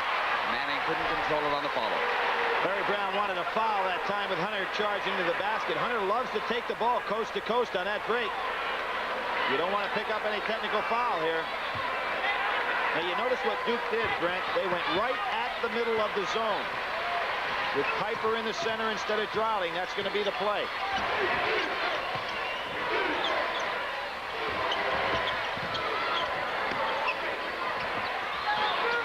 Duke's down by 2 on the Dawkins field goal. 3:35.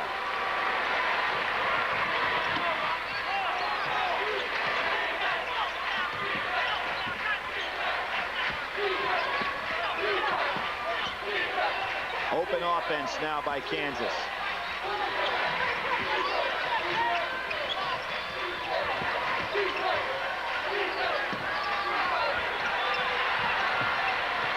Manning saves it.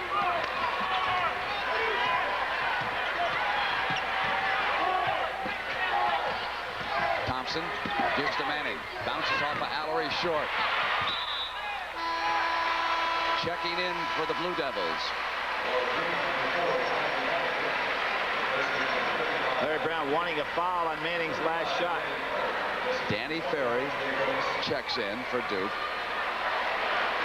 And Tommy Amaker has returned. He brings the ball up. Jay Billis is out. Quick pass. Brent, you see what happens when Dreiling goes out of the game. The middle is soft. You can go right at him. That's what Duke did.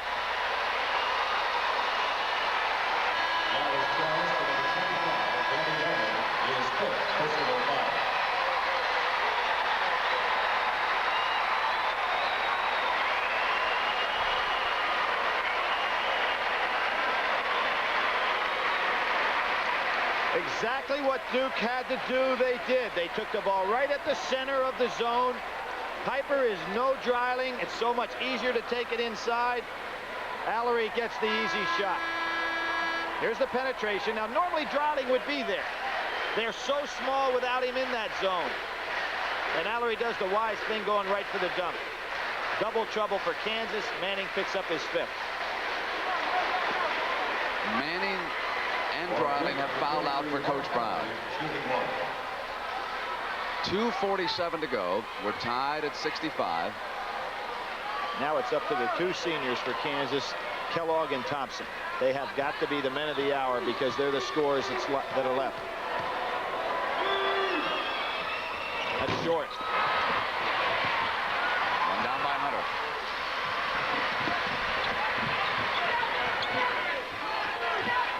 Larry Brown actually has his 2 point guards in the game right now. Very quick team on the floor.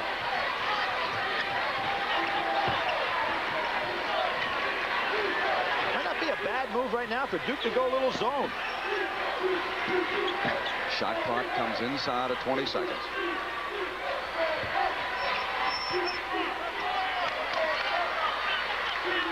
Clear out for Turgeon.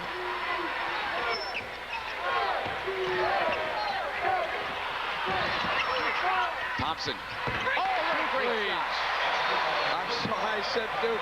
I mean the Jayhawks on that great shot. Well, that was right down to the wire on the 45-second shot clock. Henderson. Picked up by Henderson. Dawkins saves it. Tied again. He gets those big offensive rebounds. I thought Duke might show a little zone instead of staying this man-to-man because Kansas has got a quicker team on the floor.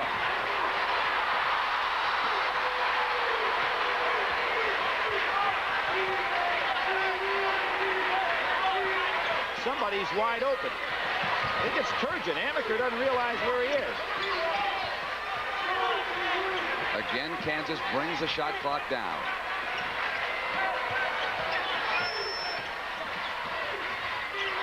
Thompson. Ferry rebounds. Bad pass. Dawkins saves it. The 1-minute mark. Mike Krzyzewski calls a timeout.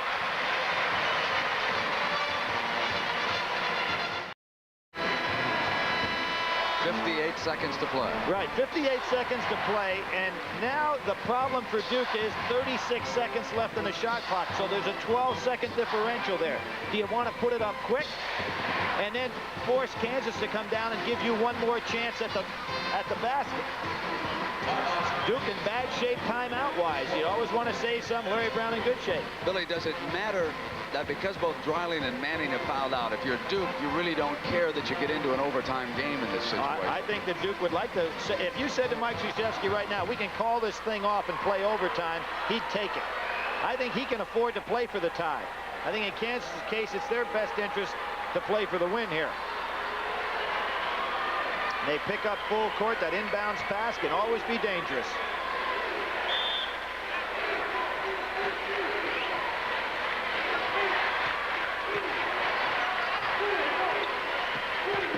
Kansas goes man-to-man.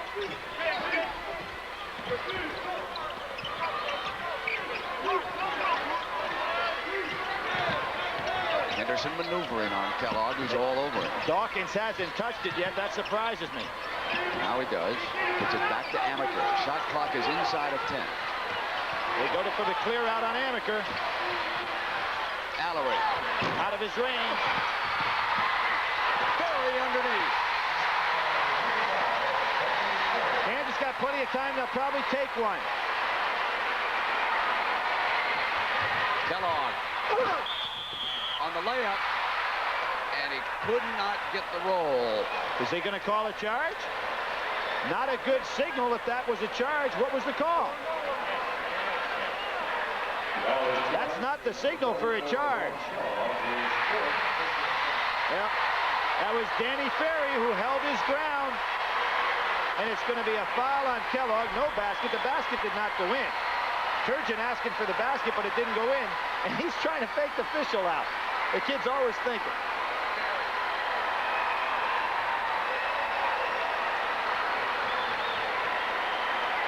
Larry unable to believe the last call. Kellogg's 4th personal foul. It's going to be Danny Ferry on the line. He was able to come over from the weak side defense. He's only shooting 62%. Danny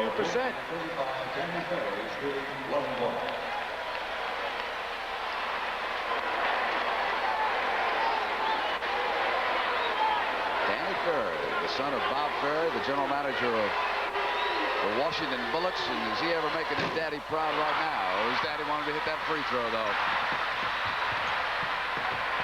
You know who's going to take it. Kellogg. That's short. Amaker snaps it down. And Duke goes into the championship game.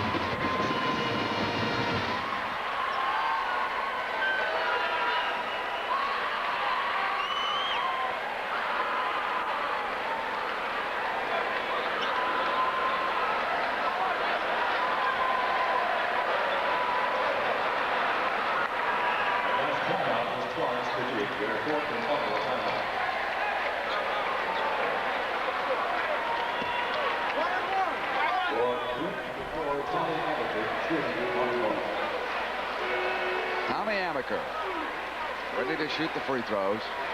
1 tick of the clock remaining, and it'll be Louisville and Duke for the national championship on Monday night. You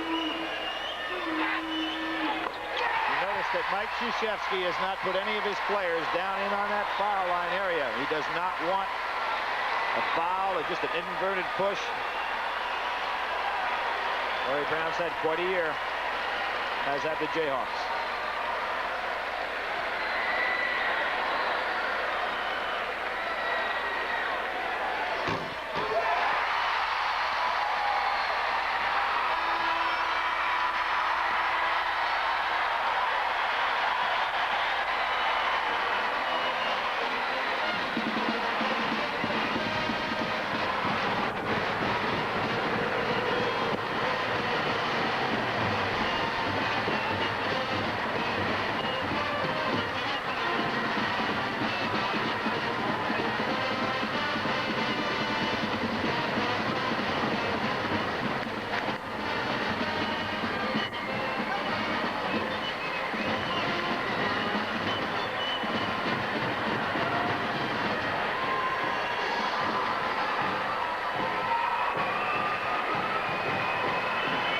So is a very disappointed Larry Brown. Leaves the floor here at Reunion Arena. He can be awfully proud of what the Jayhawks have accomplished. Meanwhile, for the Duke Blue Devils, there's one more mission. That comes up on Monday night against Louisville. One more big game. Let's go upstairs now to Jim Nance. Jim? All right, thank you very much, Brent. This was nothing short of a classic, and it isn't rather ironic that the winning basket for this Duke Blue Devil team, with a lot of seniors on his team, 4 senior starters, was scored by a freshman, Danny Ferry. Duke against Louisville coming up Monday night. We'll come back in just a moment to hear from the Blue Devil head coach, Mike Krzyzewski, in just a moment.